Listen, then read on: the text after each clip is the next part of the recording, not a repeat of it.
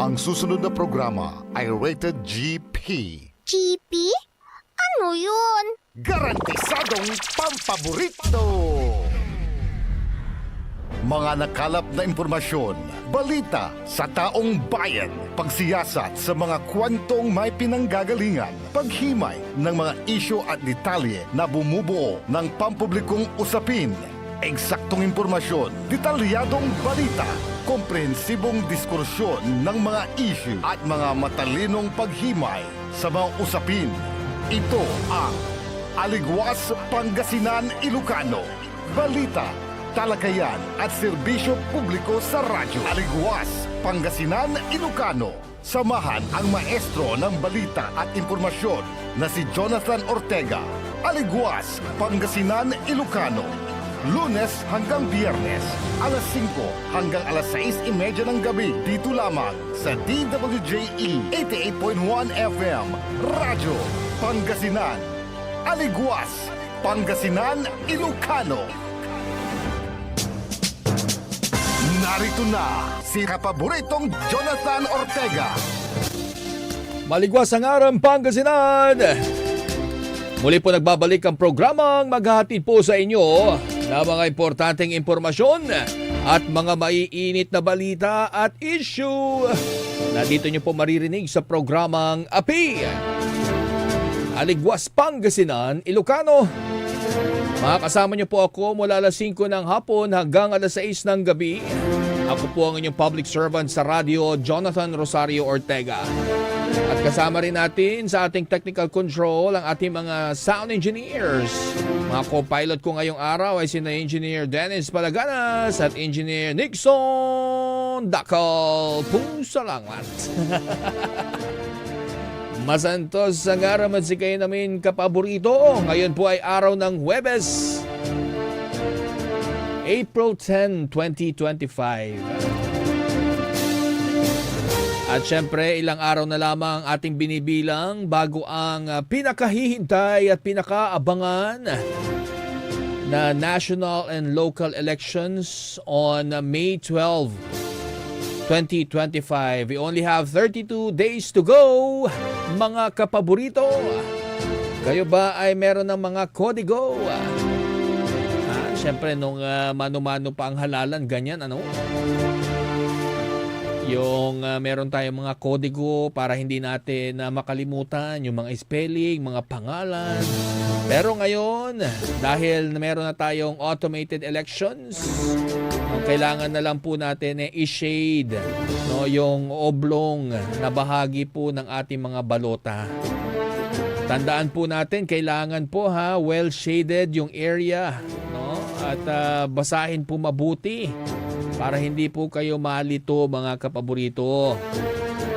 At kinakailangan din po, no? Ilang percent ba? Nakalimutan ko kung ilang percentage yung shaded area, no? At wag din syempreng gagawa ng star o kung ano-ano pang sulat, no, sa inyong mga balota. Wag kayo mag-iiwan ng mga marka purian. At syempre, no, kinakailangan maging maaga po tayo sa Mayo 12 itong taon para doon sa mga senior citizen, mga PWDs o persons with disabilities. Pwede po kayo maagang pumunta sa mga presinto, sa mga polling precincts o voting precincts, mga kapaborito, para hindi po kayo maabutan ng mahabang queue. No? Dahil syempre mga pagpasok ng alas 7, marami na rin pong mag-aantay po dyan, no? At nakapila na po. Pero para sa mga PWDs at senior citizen, pwede po kayo maging maaga pa riyan, no? Kahit alas 6 nandyan na kayo, pasok na pasok kayo sa banga. Para maiwasan natin yung pong mainit na panahon at maiwasan ng anumang aberya.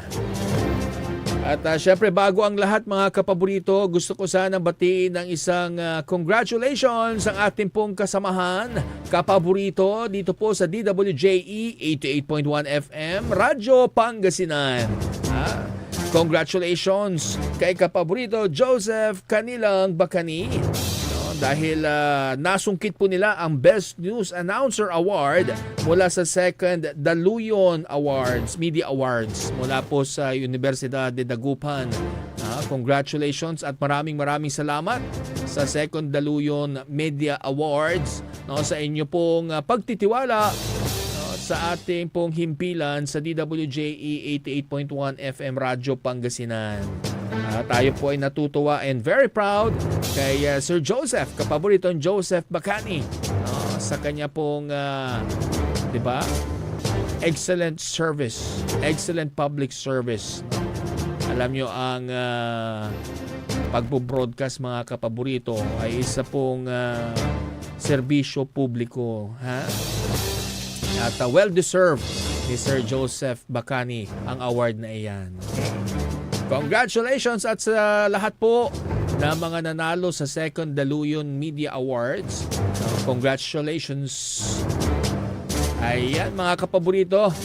Kaninang alauna ng hapon, base po sa monitoring ng Pag-asa Dagupan Station, umabot na po sa 44 degrees Celsius ang naramdamang heat index dito po sa Dagupan City. Inaantabayanan natin kung ano na ba ang update po riyan. No? Kung umakyat pa ba sa 45 to 46 degrees, pero yung 44 degrees nasa danger level na po yan, mga kapaborito. Sapat na po yan, ano? Para nakakatakot kasi, lalo na yung mga kandidato po natin na naga-house to house, no, nagsasagawa ng kanilang meeting de avance o caucus. No, ingat-ingat po tayo. No? At syempre itong init ng panahon, talagang magbibigay yan ng problema. Alam nyo naman, marami sa ating mga kandidato at syempre yung mga kinakausap po natin mga botante sa ating mga kanya-kanyang lugar ay mga may edad na rin, no?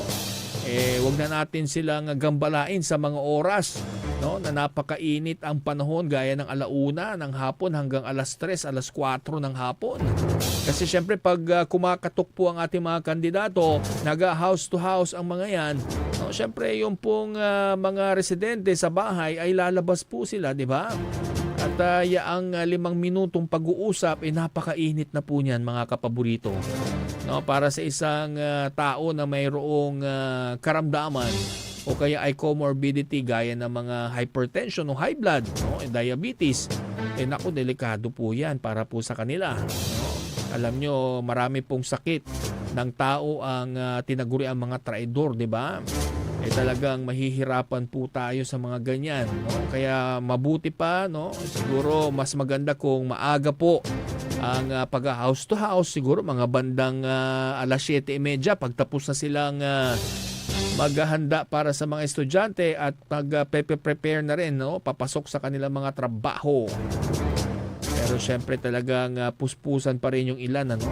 Dito naman kasi sa Dagupan City talagang napakainit lang. Pero sa ibang mga bayan, syempre, no, malamig-lamig. No? So maganda siguro kung pag-aralan mabuti, no, para mag-play by ear kayo kung anong oras yung magandang pag-house to house.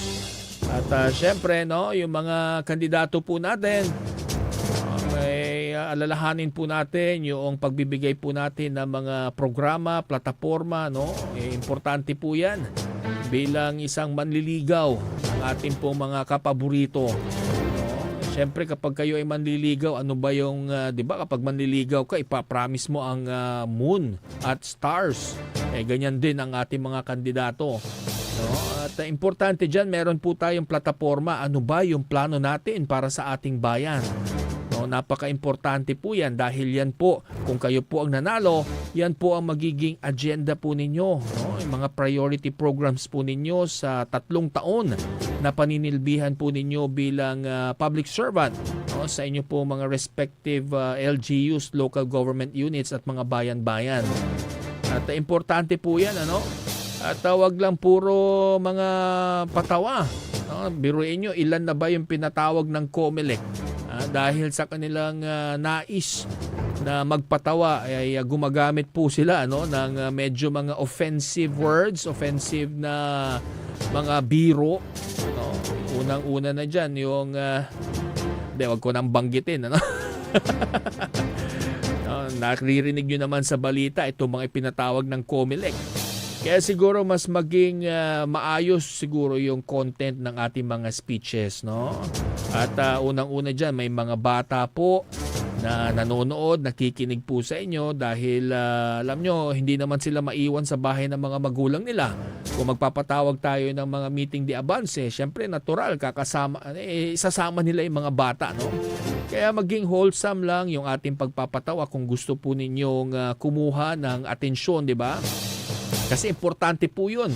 No? Yung makuha mo muna yung kanilang atensyon, yung kanilang full attention para mapakinggan nila kung ano yung mga plataforma de gobyerno, no? Na gagawin po sa kanilang bayan. Importante po yan. Meron kayong platform. Meron po kayong mga plano.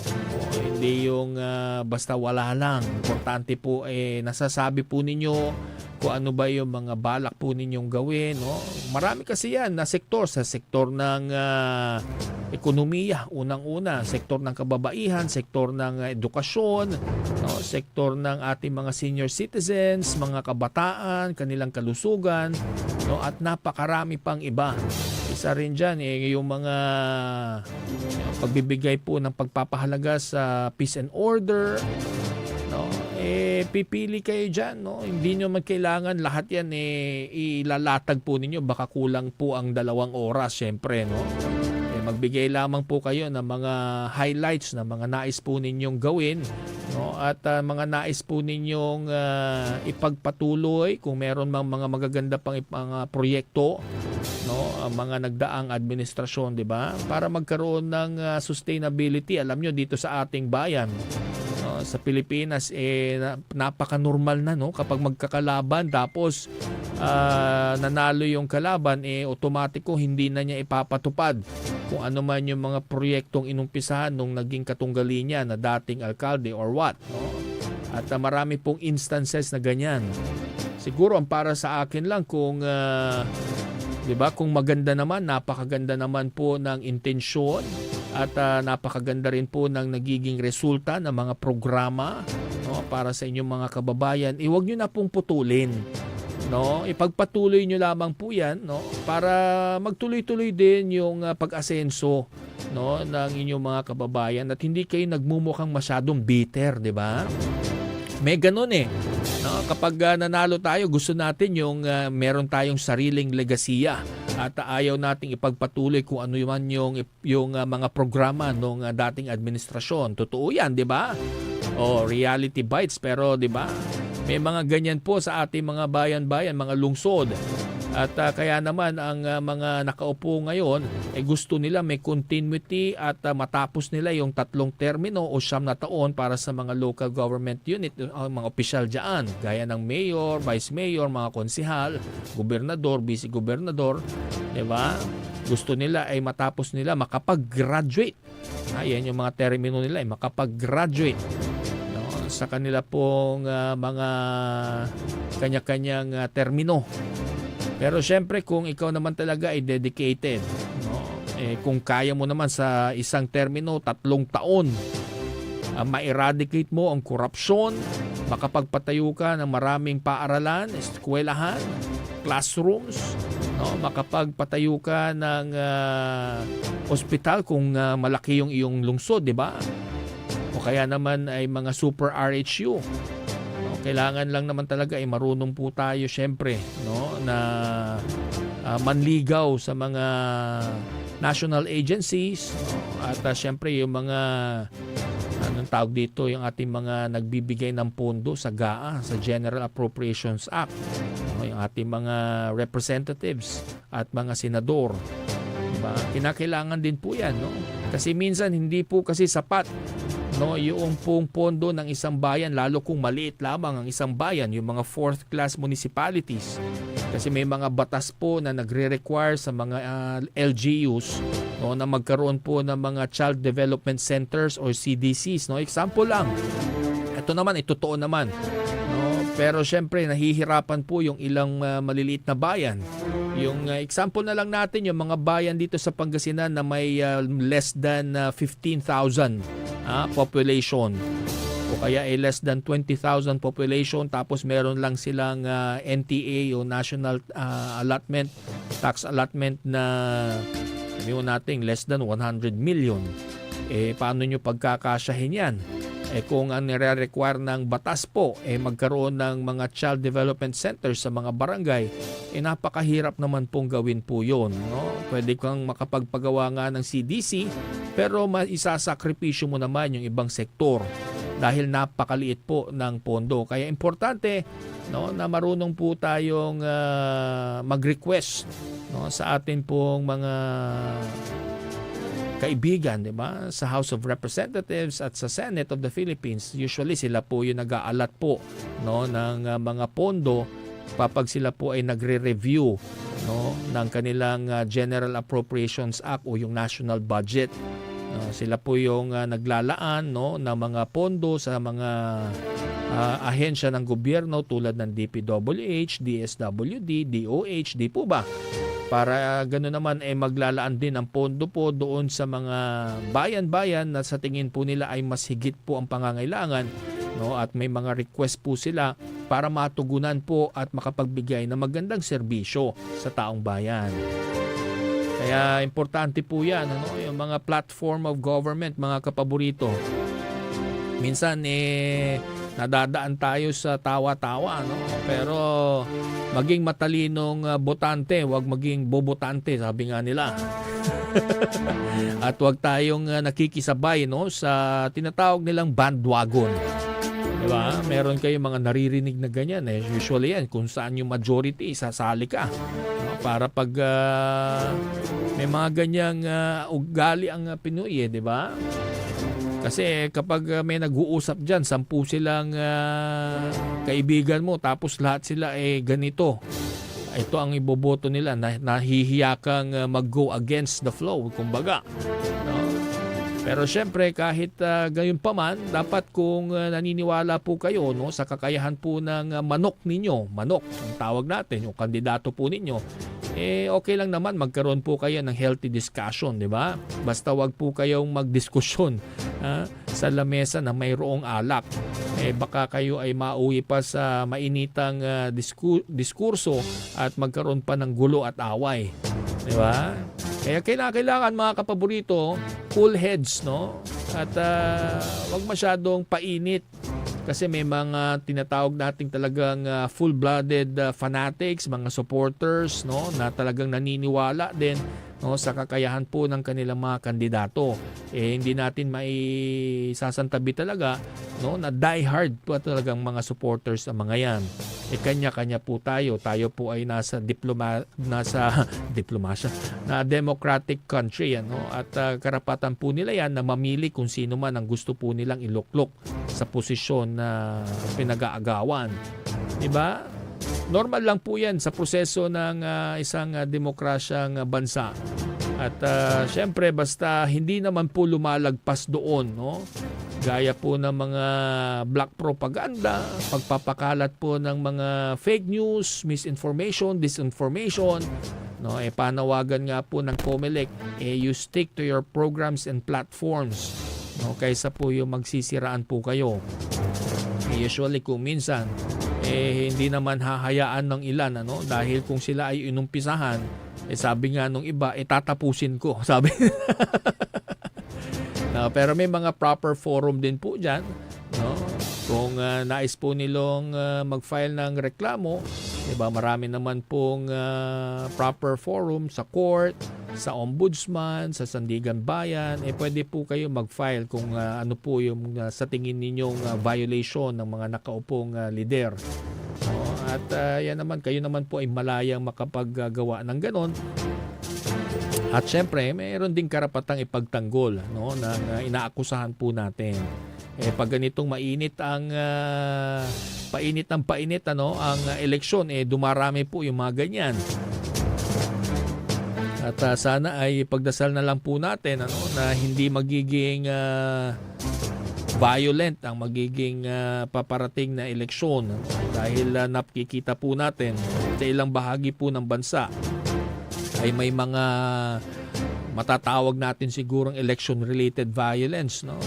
Dahil meron isa nga po dyan sa Mindanao, pinaslang po ang isang COMELEC officer. Pero syempre, hindi pa malinaw kung ano talaga yung naging motibo po doon.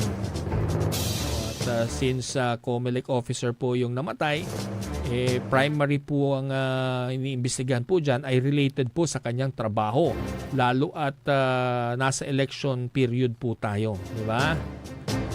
At syempre mga kapaborito, naturalmente, no, na may mga mainitang diskusyonan po, sana panatilihin po natin na maging matiwasay pa rin, no, ang ating pong nalalapit na halalan, mga kapaborito. Okay?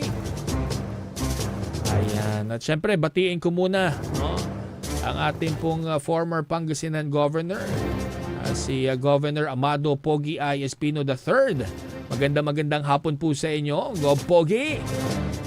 Alam ko busy na po kayo at napakarami pong Pangasinense ang nag-i-invite po sa inyo mapaaraw hanggang gabi. No? At talagang sa grassroots level ay kayo po ay nakikita. No? Yan na po talaga ang trademark, no? Yung tatak Espino. Ika nga, yung talagang malapit sa tao, no? Nakakausap ng tao, anumang status, no, anumang lagay mo sa buhay, ikaw ay kakausapin ni Gov Pogi. Hindi siya namimili, no? Kahit may eleksyon o walang eleksyon, pag tinawag po ninyo si Gov Pogi, agad po siyang pumupunta. Wala pong maliit o malaking okasyon, sila po ay nagpapaunlak, no? At they are always ready to give a helping hand, no? At makikinig po sa anumang mga problemang pwede po ninyong idulog sa kanila, no? At syempre ay naasam-asam po ng Team Espino, diba, na makabalik po si Gov Pogi sa Kapitolyo at magtuloy-tuloy, no, yung po mga magagandang programa po na kanila pong inumpisan, no, dito po sa ating lalawigan ng Pangasinan, dahil ngayon po ay patuloy, no, na hinahanap po ng mga taong bayan, mga Pangasinense, itong pong mga programang ito, mga kapaborito. Dahil for how many years ay naging katuwang po, no, ng mga Pangasinense ang serbisyong binibigay po ng provincial government under Governor Pogi, no? At marami pong programa na wala naman pong problema, pero nawala na lang bigla, no? Yan po yung mga programang inaasahan po ng bawat pamilyang Pangasinense, na kahit sana ay makapag angat po sa kanilang katayuan at magbigay ng pag-asa po na makaahon, no, sa kahirapan. Isa po rin, tinutukoy ko yung pong scholarship, no? Napakasakit po talaga. Ako ay bilang isang ama at nagpapaaral po tayo ng mga bata sa kolehiyo, malaking tulong po sana talaga itong scholarship, ano? At ang mga bata po ngayon may kanya-kanyang gustong kurso, no? At hindi na tulad nung dati na kung ano man yung kursong nandyan ay yun ang gustong ipakuha sa kanila, kukunin nila. Expectin nyo po yung failure dyan, di ba? Dahil hindi naman nila, wala sa passion nila o kagustuhan yung mga kursong yan.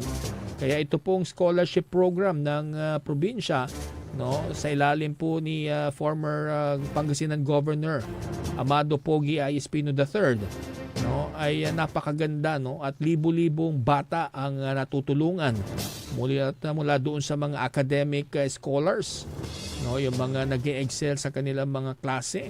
Meron din pong mga members ng indigenous peoples, no, sa minorities, at meron din po sa mga PWDs, at maging sa mga tinatawag po nating athletes, no. Alam nyo, malaking bagay po yan sa kanilang mga pamilya, mga kapaborito, Dahil isa man lang, no, sa isang pamilya ang makapagtapos sa tulong po ng scholarship na yan ay malaking bagay na po yan. Ano? Pwede na pong makapag-turn, no, ng 180 degrees sa buhay ng isang pamilya. Hindi yung 360 degrees kasi babalik ka lang kung saan ka nanggaling, di ba? Kailangan 180 degrees yan. At magbago yung pong buhay, no, ng ating mga kapaborito. Dati yung Narciso Ramos, napupuno po yan, no? Libo-libong kabataan po ang nabibigyan ng scholarship assistance, no, ng ating pong probinsya. At yan po ay mayroon ding pong ordinansa. No, ang ordinansa pong yan ay pinagtibay po ng Sangguniang Panlalawigan. No, at yan po ay institutionalized, no? At dapat sana kahit sino man ang umupong gobernador po dito sa ating lalawigan ay ipagpapatuloy po, no, yung programang yan. At hindi po sana yung okay naman kung meron pong sariling kolehiyo, maganda rin yan, ano? Pero kung iilan lamang po yung kurso, no, 4 o 5 kurso lang ang may offer po ninyo, iilan lang din naman syempre yung may gustong bata na magtuloy-tuloy po sa ganyang klase ng kurso. Kung ikaw ay nag-aaral ng nursing at wala naman po yung kursong nursing sa eskwelahan na yan, paano ka makakapag-avail ng scholarship? Diba? At syempre ang scholarship po dapat nanggagaling po yan at pinopondohan mula sa kaban ng ating probinsya. No? Kapag yan po i-reimburse mo sa UNIFAS, no, ng Commission on Higher Education sa ating national government, hindi po sila matatawag na provincial scholars. Diba? Malinaw naman po yan kung ang pondo, no, malaking porsyento ang ginagamit ay ang UNIFAS, no, or mula sa national budget, national government, mga scholars po sila ng CHED at UNIFAS. No, kaya sana maganda maibalik po yung mga ganyang programa. Isa pang magandang programa po talaga noon, yung gustong-gusto ko mga kapaborito, yung pong assistance sa atin po mga micro, small and medium enterprises. No, at kahit po panahon ng COVID-19 pandemic, no, magtatatlong taon yan na pandemya mga kapaborito. Pero nakikita po natin mayroon po mga negosyo, mga kooperatiba at pribadong negosyo ang nagta-thrive, no? O yung umuusbong kahit pa may pandemya. Dahil po yan sa tulong ng provincial government, no, yung pong brainchild ni Gov Pogi noon, yung Abig Pangasinan Caravan. Malaking tulong po yan dahil yung pong mga produkto, since nahihirapan po silang lumabas ng kanilang bayan at maglipat-lipat ng kanilang mga produkto at makabenta, no? Dahil sa mga quarantine levels, iba-iba ang levels sa mga bayan-bayan sa Pangasinan at ibang lalawigan, nahirapan po ang mga negosyante dito. Diyan po pumasok ang Abig Pangasinan Caravan ng provincial government, no, under Gov Pogi Espino. At dahil po dyan, nag-thrive po sila at meron po sila mga natanggap na mga assistance, financial assistance, at yung iba naman ay mayroon ding loans. At sa kagandahang loob po ng provincial government noon, nag-zero interest pa po yan. No? Kung kayo po ay nagfa-file, humihingi ng loan sa mga bangko or sa mga loan institutions, no, alam po ninyo kung anong ibig sabihin kapag nag-zero interest po yan. Walang interest. No? Yon po yung maganda dyan. At nakita po natin na naging life-changing, no, yung pong programang yan. At yan, nahanap-hanap din po natin yan. No? At ewan ko ba, nagfo-focus lang tayo nun sa mga asin-asin. Ilan ba ang nai-employ dyan sa asin farm na yan? No? Although yan naman ay nag-e-exist na po noon pa. No? Ngayon kung makapag-employ po yan ng mga Pangasinense, maganda kung ganoon. No? Meron bang 3,000 ma-employ dyan? Kasi ang alam ko, pangako ay 10,000 employment. Ano? Mahirap kapag nagpangako tayo. Siyempre, no? May mga jobs fair ba? Parang hindi ko nararamdaman ng jobs fair, no? At Ngayon magpipistay diet, parang wala pa akong nakita na programa para sa malakihang jobs fair, no, sa mga strategic areas all throughout Pangasinan. Diba? Kaya dapat maging proactive tayo, no, at ang ating leader ay pumapasyal sa mga grassroots level para naririnig niya, nararamdaman niya yung mga pangangailangan po ng kanyang mga nasasakupan, no, at makapagbuo siya ng mga matalinong solusyon, no, para po ma-resolve yung problema at unti-unti naman, 'di ba, na makapagbigay ng magandang buhay sa ating mga Pangasinense. Oras po natin, 5:33 ng hapon. Magbabalik po ang programang Api, Aligwas, Pangasinan, Ilocano.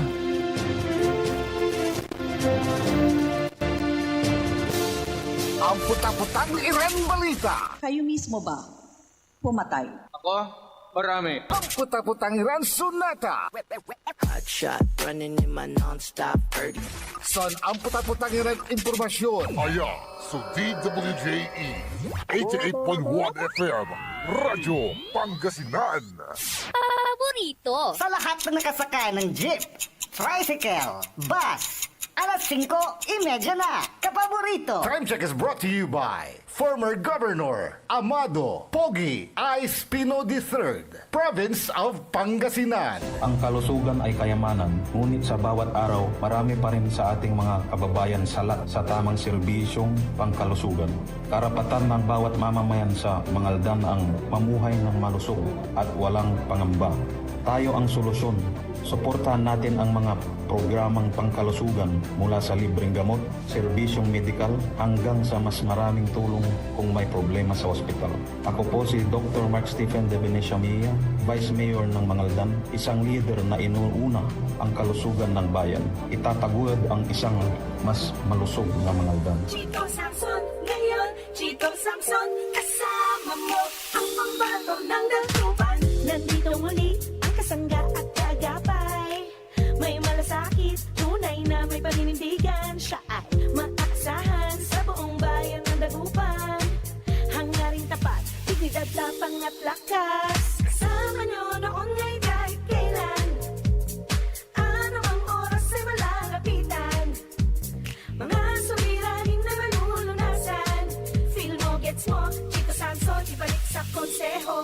Ating iboto ang nag-iisang manok ng mga dagupenyo. Mula noon hanggang ngayon subok na ang serbisyo. Halika na samang ibalik sa konseho. Ating isigaw, ang pangalan niya ay Chito. Chito Samson ang iboto. Iboto nating mga dagupenyo. Feel mo, gets mo, muli nating ibalik sa konseho. Number 19 sa balota, Iboto, Councilor Chito Samson. Kaibayon ng Saman, Nathan, Anggad Kapigan, Councilor Chito Samson. Feel mo, gets mo. Number 19 sa balota. Paid for by the Friends of Chito Samson, California, USA.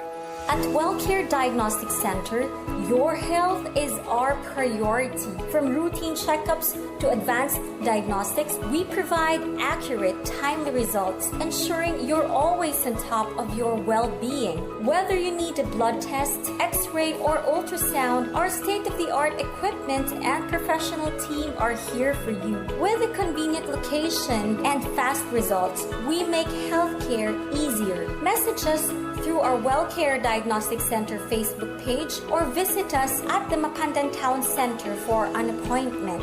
WellCare Diagnostic Center, your health, our care. Visit WellCare Diagnostic Center, located at Mapandan Town Center, Mapandan, Pangasinan. For reliable and top-notch healthcare services, you deserve the best care. WellCare Diagnostic Center. Mare! Kabigla ka naman, Mare, ha? Grabe, gimagana ka, ah. Mari, di mo sinabi na uwi ka pala ng San Carlos. Ay, oo. Namiss ko na kasi dito ang pamilya ko. Ito na palang San Carlos ngayon. Grabe, Mare. Ang laki na ng pinagbago. Siyempre naman, Mari, alam mo ba na dito sa syudad natin, malaki na talagang pagbabago. Mula sa mga infrastruktura, nandiyan na mga konkretong daan at mga bagong pasilidad. Wow! Meron din tayong trending na ayos, kalusugan karavan na nagbibigay ng libreng serbisyong medikal. Balita na! Saka, nandyan din ang mga programang pag-agrikultura para sa ating mga magsasaka. Ay, wow! At higit sa lahat, Maria, ang pagpapanatili ng peace and order ng ating syudad. Perfect! Di lang yan, binibigyan din ng halaga ang kapakanan ng lahat ng tao at pantay na karapatan sa mga serbisyo ng gobyerno. Grabe, Mare! Ang bongga na talaga kami ng San Carlos. Parang ayoko na bumalik sa ibang bansa. Oo, Mare. Kung ako sa'yo, dito ka na lang sa San Carlos. Dahil sa San Carlos, tunay na subok na ang serbisyong ayos. Mayor Julia Ayoy Resuello po, kasama si Vice Mayor Jose Resbox Resuello at ang Sangguniang Panglungsod ay nandito upang umagapay at magserbisyo sa ating minamahal na syudad. San Carlos, maunlad, ligtas at maayos. Gagraduate ka na, kapaborito? Sana all. Wow! Congratulations! Good luck sa inyong next journey, graduates! Be proud of what you have achieved so far and be grateful to your parents. Pagbati mula sa inyong kapaborito, DWJE 88.1 FM, Radyo Pangasinan. Paborito! Paborito ng kabataan at matatanda.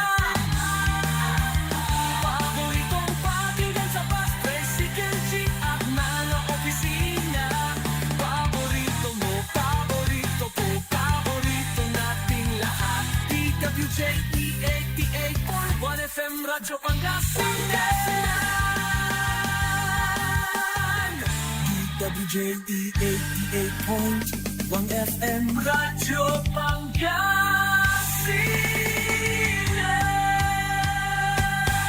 Paborito. Narito na si kapaboritong Jonathan Ortega. Maligwas ang araw Pangasinan. Muli po nagbabalik ang programang API. Aligwas Pangasinan Ilocano. At syempre, ako pa rin po ang inyong lingkod. Ang inyong pong public servant sa radyo, Jonathan Rosario Ortega. Kayo pa rin po ay nakatutok sa DWJE 88.1 FM, Radyo Pangasinan. Samantala, narito po muna ang mga balitang dapat niyo pong malaman ngayong araw ng Huwebes.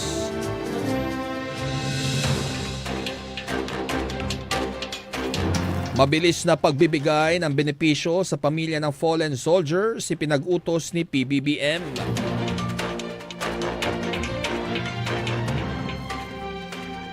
Government employees pwedeng masuspinde kapag nag-like, comment at share ng election-related posts ayon sa Civil Service Commission.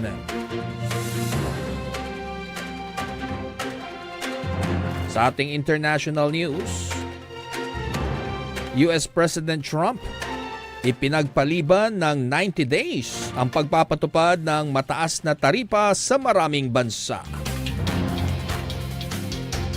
At sa balitang pampalakasan, Luka Doncic nagpuhos ng 45 points sa panalo ng Lakers kontra Dallas. Narito na ang detalye ng mga balitang yan. Siniguro ni Pangulong Ferdinand Marcos Jr. ang mas mabilis at pinasimpleng proseso ng pagkuha ng benepisyo para sa pamilya ng mga sundalo at pulis na killed in action o iyong nasawi habang ginagampanan po ang kanilang tungkulin. Sa paggunita sa mga bayani, noong araw ng kagitingan sa may Camp Aguinaldo, sinabi po ni Pangulong Marcos na nakakalungkot malaman na hindi na lahat o hindi pa lahat ng pamilya ng mga killed in action o KIA personnel ay nakatanggap na ng financial assistance sa ilalim ng Comprehensive Social Benefits Program. Dahil dito, inatasan ni Pangulong Marcos ang mga kinaukulang tanggapan ng pamahalaan na sila na ang kumumpleto sa mga kinakailangang documentary requirements upang agad na matanggap na mga ito ang benepisyo. Kahapon, ipinagkaloob ng pamahalaan ang 250,000 pesos na first tranche o unang bahagi ng kabuang 500,000 pesos na benefit package. Sabi po ni Pangulo, hindi pababayaan ng gobyerno ang pamilya ng mga sundalo at pulis anuman ang mangyari sa mga ito. Ayan, medyo talagang nalungkot ano? At ikinadismaya po ni Pangulong Bongbong Marcos Jr. na tumagal po ang panahon na hindi na po proseso yung po mga benefits no ng mga naiwang pamilya ng mga sundalo at pulis na tinatawag nating killed in action. Ito po yung mga ating sundalo at pulis na namatay no, sa gitna po ng kanilang pagsisilbi sa bayan. At sinabay na rin po ng ating Pangulo kahapon, araw ng Kagitingan, para mas maihatid, no? Yung po mga benepisyo po sa pamilya, hinati po sa dalawang tranche at binigay na po ang 250,000 pesos. At sinabi rin ng Pangulo na ito na, no, yung umpisa na magiging mabilis na ang pagpuproseso ng mga pamilya para sa kanilang mga benepisyo mula sa mga minamahal na sundalo at pulis na namayapa habang ginagampanan ng kanilang tungkulin. At sana ay magtuloy-tuloy po yan para po pag-umpisa, no, ng mga pamilyang naiwan ng ating mga magigiting na sundalo at pulis. Samantala, tinatayang nasa 1,800 na 4-piece beneficiaries ang nakiisa sa programang trabaho at serbisyong pangkalusugan sa Bagong Pilipinas sa may Antipolo City, Rizal. Ang nasabi pong programa ay pinangunahan din ni Pangulong Ferdinand Marcos Jr. Hatid ng programa ang serbisyong pampubliko, pangkabuhayan at pangkalusugan sa iba't ibang ahensya ng pamahalaan gaya po ng DSWD, DOLE, DOH, DA at iba pang ahensya. Nais po ni Pangulong Ferdinand Marcos Jr. na ilapit sa ating mga kababayan ang mga programa at mga serbisyo ng gobyerno. Iniinspeksyon ng Pangulo ang medical mission ng DOH kung saan nasaksihan niya, no, ang pamamahagi po ng iba't ibang anti-dengue commodities at inoobserbahan ang mga serbisyong medikal na ibinibigay tulad ng screening laboratories, x-rays, electrocardiograms o yung ECG, vaccination para sa pneumonia, medical consultation at pagbibigay ng mga gamot. Nilibot din po ng Pangulo ang job fair na inorganisa ng DOLE kung saan may mga bakanting trabaho ang mga naghahanap ng trabaho na benepisyaryo naman ng Assistance to Individuals in Crisis Situation o yung AICS. Program po ito at tulong pinansyal sa mga benepisyaryo ng AICS at maging sa Pantawid Pamilyang Pilipino Program o yung 4-piece, no, ng DSWD. Ang DOLE naman po ay namamahagi ng iba't ibang Integrated Livelihood Program, yung ILP. Package po yan sa ilang benepisyaryo at nagsasagawa rin ng orientation sa isa pang hanay na mga tatanggap sa ilalim ng tulong pangkahanap buhay sa ating Disadvantaged Displaced Workers o TUPAD program. Yan po ay umiikot po, no, sa mga iba't ibang rehiyon at probinsya sa ating pong bansa, no, para po matugunan yung mga direktang pangangailangan po ng ating mga kababayan para sa mas maganda at mas maliwalas na bagong Pilipinas. At nakita ninyo, no, parang Big Pangasinan Caravan. Talagang all-in-one ika nga. At bukod dito, no, lahat po yung mga national agencies, no, DOLE, DOH, no, DTI, nagtutulong-tulong po yung whole of government approach para tulungan po ang mga pamilyang Pilipino. Ganyan din ang ginawa ni Gov. Pogi noon, no, sa Abig Pangasinan Caravan. Tinulungan ng bawat pamilyang Pangasinense, no, para labanan yung kahirapan at yung takot na dala ng COVID-19 pandemic. At naalpasan din, no, sa tulong din po ng provincial government under Gov. Pogi. Diba? Sa iba pang mga balita, ito nagbabala po ang Civil Service Commission o CSC sa mga kawani ng gobyerno hinggil po sa suspensyon na maaari nilang matanggap sa pagkakaroon ng social media engagement na may kaugnayan sa politika, partikular na sa usapin ng eleksyon. Mukhang yung mga magkakaaway sa mga opisina nag-i-screenshotan na sila, no?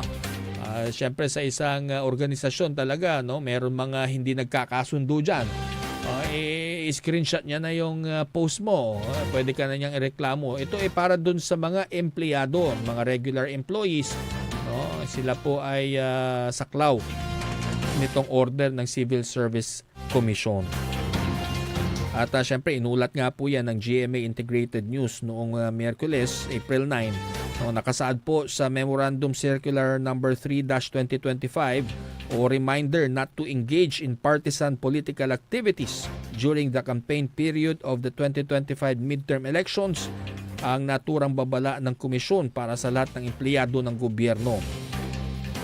Ayon pa sa pamunuan ng CSC, maaring masuspende ng 1 hanggang sa 6 na buwan para sa first offense ang sinumang lalabag sa nasabing kautusan ng komisyon, habang tuluyang dismissal naman ang ipapataw na second offense.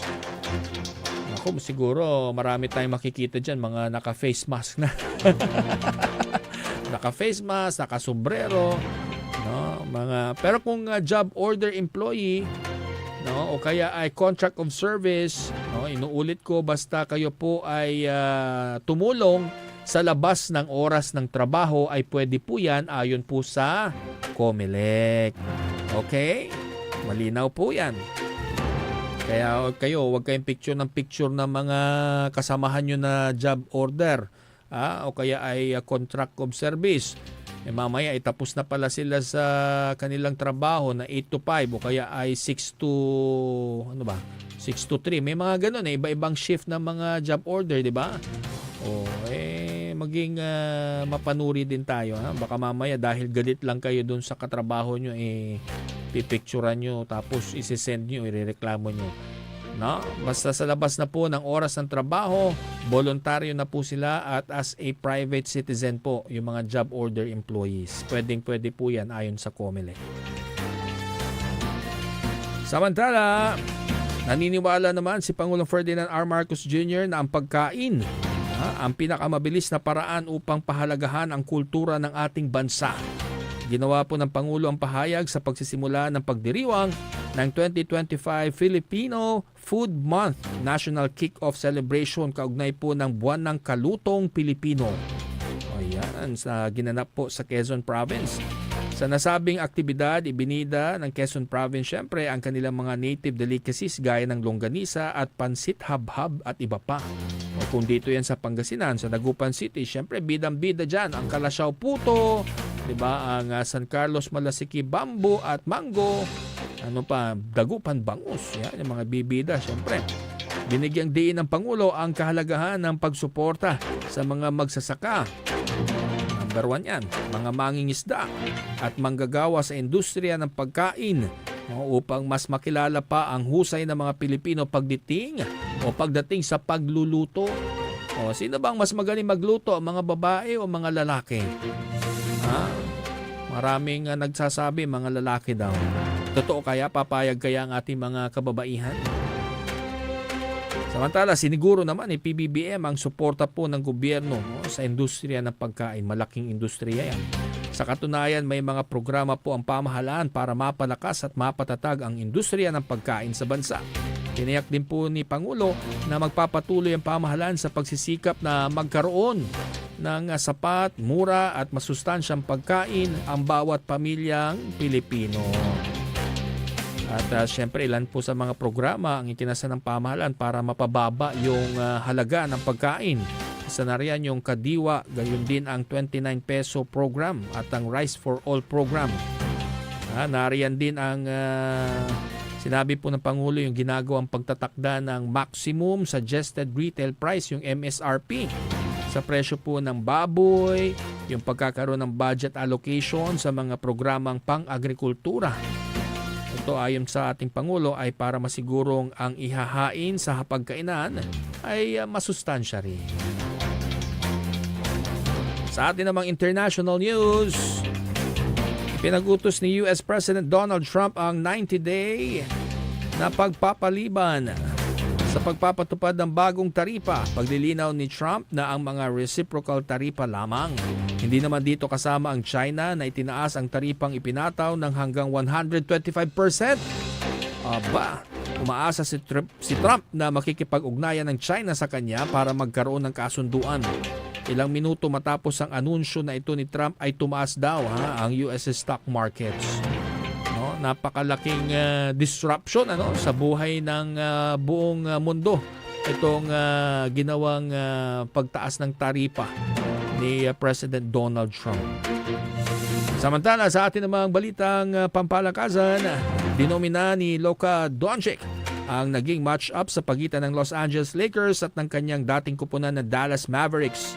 Sa Sa naturang laban, nagbuhos si Doncic ng 45 points kasama ang 8 rebounds at 6 na assists, habang 27 points at 7 rebounds naman ang iniambag ni NBA superstar LeBron James.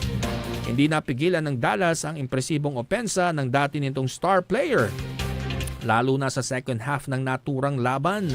Bigo naman ang dating big man ng Los Angeles na si Anthony Davis, nasa bayan ng opensa ng kanyang dating kupunan at sa halip ay nalimitahan ito sa 13 points lang kasamang 11 rebounds sa loob ng 33 minutes na paglalaro sa hardcourt.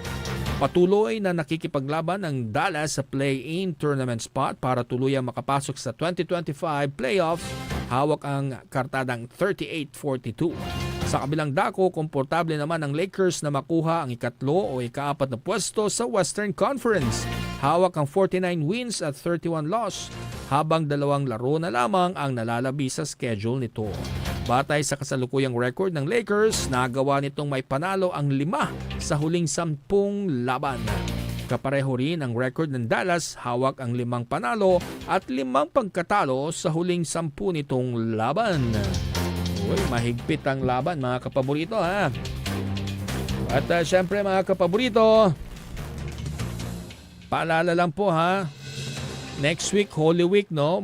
April 17 at 18 at 19, 3 araw tayong off-air, no? Sa DWJE, 3 araw. Babalik po ang inyong paboritong Radyo Pangasinan sa darating na April 20. At syempre mga kapaborito, para doon sa mga always on the go at yung mga may smart at internet TV, pwede nyo na rin pong mapanood ang programang Api, Aligwas, Pangasinan, Ilocano at 10 pa na mga news program ng ating pong Radyo Pangasinan sa ating pong official Facebook, YouTube channel na DWJE 88.1 FM Radyo Pangasinan. I-type lamang po sa search engine na DWJE at lalabas na agad ang atin pong mga episodes dito po sa DWJE. At syempre, ikalat nyo na yan, i-share nyo na yan mga kapaborito.